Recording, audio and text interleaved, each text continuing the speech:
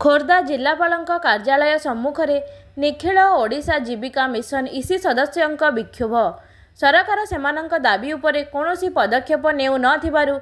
सेमाने धारणा देइछन्ति। हजार हजार महिला शोभायात्रा रे आसी जिलापाल कार्यालय सम्मुखें धारणा देइछन्ति।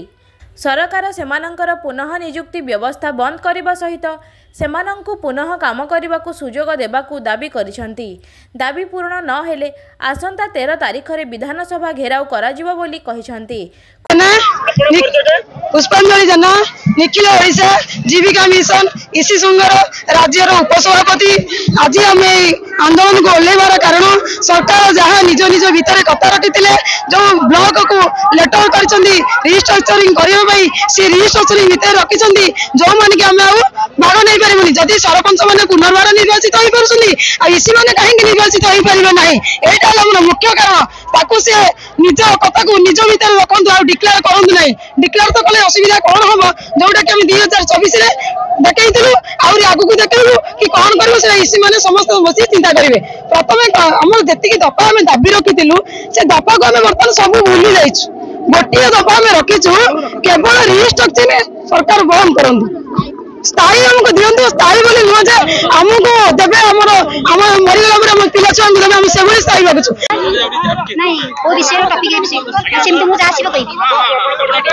मीनती प्रधान मो महासंघर प्रेसिडेंट अच्छी आज आम जो ये सब एकाठी आमर जो मुख्यमंत्री उपमुख्यमंत्री प्रभाती परिड़ा जो रिस्ट्रक्चरिंग ना बाहर करटा जी चाहिए से आगुरी बाहर कर जो आम माँ मान पूर्वतन जो आम सरकार थे से एमती व्यवहार आम साथ कर कि आम विषय एत कदर्य भावना भी मंदिर नाला आम भावुँ किंतु आज जो माँ मैंने एकाठी से बाधिची राजरास्ता को ओल्लैंट कहार पिला पिली संसार छाड़ी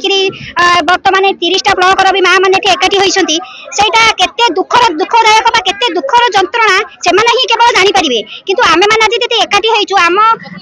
उपमुख्यमंत्री जो कहते जिते आम 6-7 मास पूर्व जो आसिले सी कही समस्त सांत्वना देते कही आम जो रिस्ट्रक्चरिंग मिशन किसी ना किंतु आमर मिशन शक्ति आगू को दौड़ जदि आप कहले मिशन शक्ति आगू को दौड़ तो कौ प्रकार मिशन शक्ति आगू को दौड़ी। मो ना हूँ टुनी परिडा मो Chilika block Hatbaradi panchayat GPL president आम प्रथम 10टा माँ मानू नहीं गोटे एसएचजी गठन कलु 15 ରୁ 20टा एसएचजी गठन कर गोटे मंच कलु मंचर आम प्रेसिडेंट सेक्रेटरी सिलेक्शन होगी जीपीएलएफ को आसिलु जीपीएलएफ प्रेसिडेंट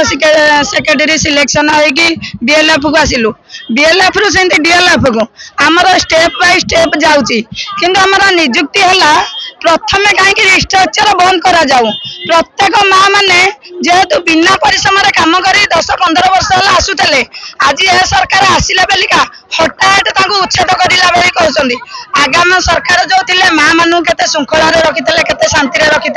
ए